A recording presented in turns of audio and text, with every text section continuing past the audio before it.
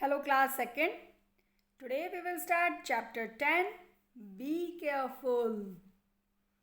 Okay, first of all, we will do warm up exercise of this chapter.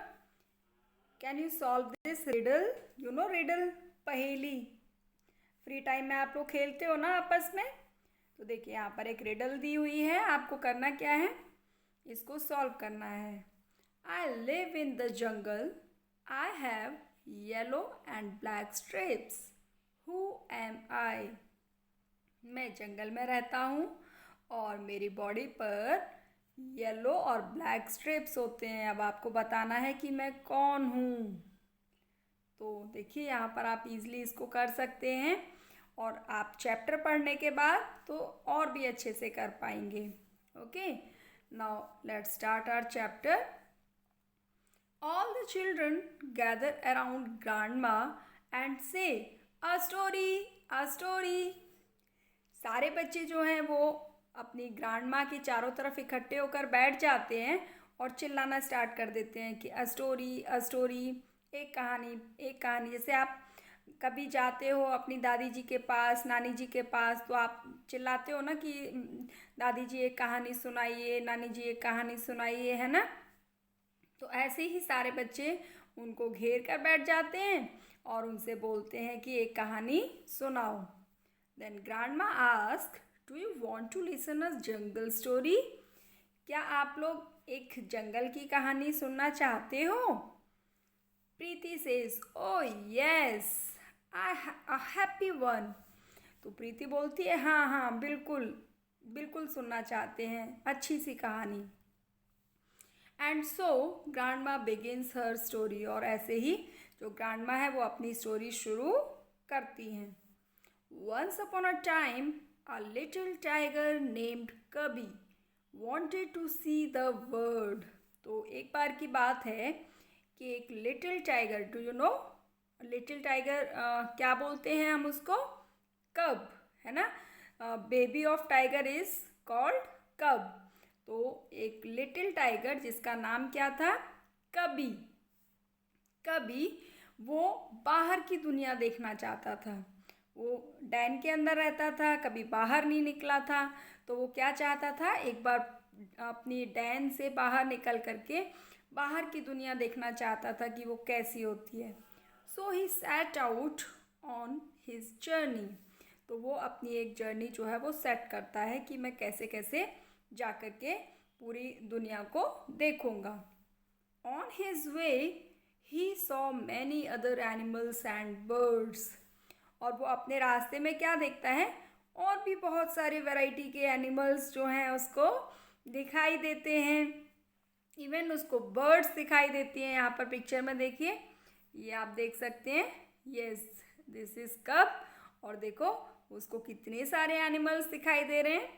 ये monkey, यहाँ पर ये rabbit, squirrel, owl and ये beautiful beautiful birds. तो उसको काफ़ी सारे और एनिमल्स और बर्ड्स वहाँ पर मिलते हैं. Some lived on trees and some under the rocks. कुछ जो एनिमल्स थे वो किसके ऊपर थे? ट्री के ऊपर. ये देख रहे हैं ना आप, मंकी.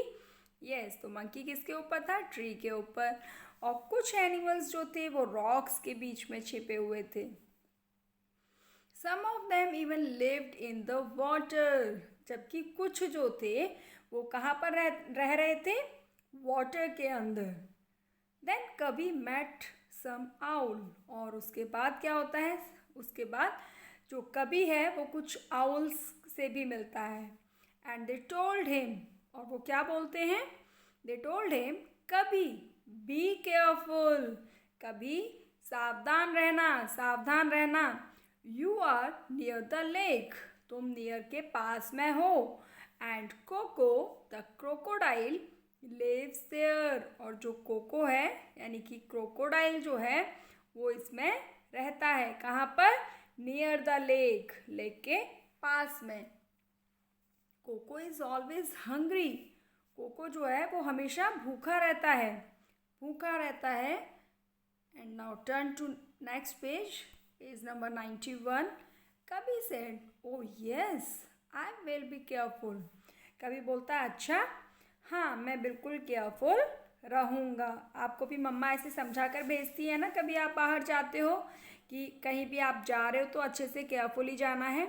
तो ऐसे ही उसको पहले से ही जो आउल जो उसके फ्रेंड बन गए थे वो उसको बोलते हैं कि आप यहाँ पर देखो, इस लेक से दूर रहना, यहाँ पर जो है क्रोकोडाइल रहते हैं।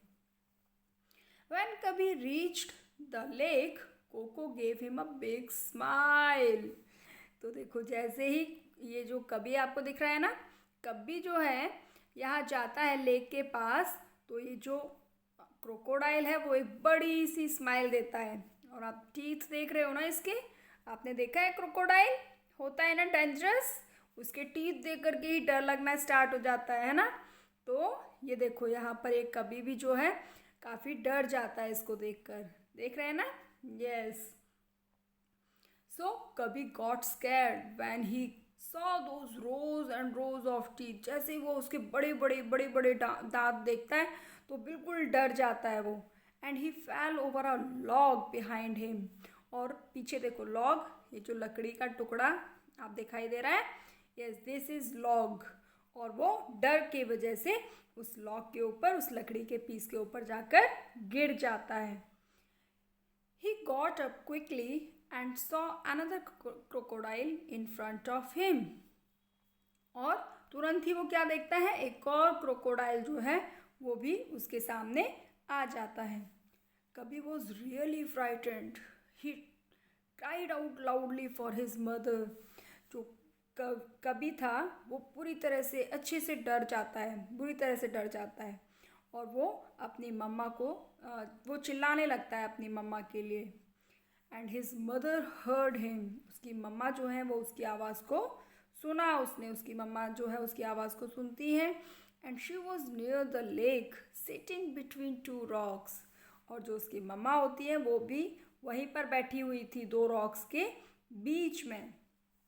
ही roared loudly and the crocodile heard her. और वो जो मम्मा थी वो तेज़ तेज़ दहाड़ने लगती है, और जो क्रोकोडाइल होते हैं वो उसकी दहाड़ने की आवाज़ को सुन लेते हैं। Suddenly 2 more tigers came there. और जैसे वहाँ पर देखो एक क्रोकोडाइल था, दूसरा निकल के आ गया था ना उसकी हेल्प के लिए, वैसे ही उस टाइगर, वो जो उसकी मम्मा थी वो दहाड़ती है, तो उसके बाद 2 टाइगर्स जो है वो भी वहाँ पर आ जाते हैं। They came out from between the tall grasses under the trees. वो जो ट्रीज थे, जो बड़े बड़े ट्रीज थे उसके नीचे जो बड़ी बड़ी घास थी उसके बीच में से वो निकल के बाहर आते हैं। And the monkey saw the tiger. जो मंकी होते हैं वो उन टाइगर्स को देखते हैं। And started chattering loudly in the trees ever. और जो ट्री था उसके ऊपर जो मंकी बैठे हुए थे वो उनकी आवाज़ को सुन करके क्या करने लगते हैं, चैटरिंग। आपने आवाज़ सुनी है ना मंकीज़ की, तो वो अलग तरीके की आवाज़ जो होती है दैट इज़ कॉल्ड चैटरिंग।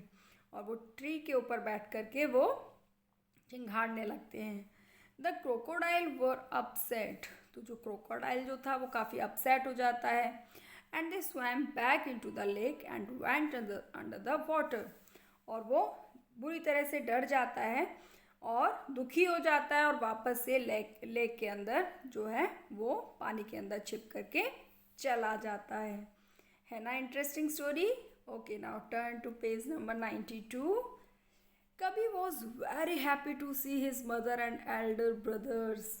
कभी जो है वो अपनी मम्मा को और अपने बड़े भाइयों को देख करके काफ़ी खुश हो जाता है, खुश हुआ। And his mother kissed him. और उसकी मम्मा जो है, मम्मा ने उसको प्यार किया। Kabi said I will never go off alone again. Kabi बोलता है अब मैं कभी भी अकेले नहीं जाऊंगा। And there ends my story says grandma. और ये स्टोरी कौन सुना रहा था, ग्रैंडमा सुना रही थी ना। और इसी के साथ ही जो स्टोरी है वो ख़त्म हो जाती है। तो इस चैप्टर से हमने क्या सीखा कि हमें हमेशा अपने फ्रेंड्स की, अपने बड़ों की बात माननी चाहिए, है ना। उसने मना किया था ना, उसको पहले से ही केयरफुल रहने के लिए बोला था, फिर भी वो चला जाता है ना। तो हमें इस तरीके से नहीं करना चाहिए। Value pig. Which part of the story is an important lesson for children. तो आपको पूरी स्टोरी में कौन सा पार्ट ऐसा लगता है जो बच्चों के लिए आपको लगता है कि बहुत ही इम्पॉर्टेंट है, वो आप अच्छे से रीड करेंगे और उसको अंडरलाइन करेंगे। ओके, चलिए, in next class we will do exercises of this chapter. Till then, bye.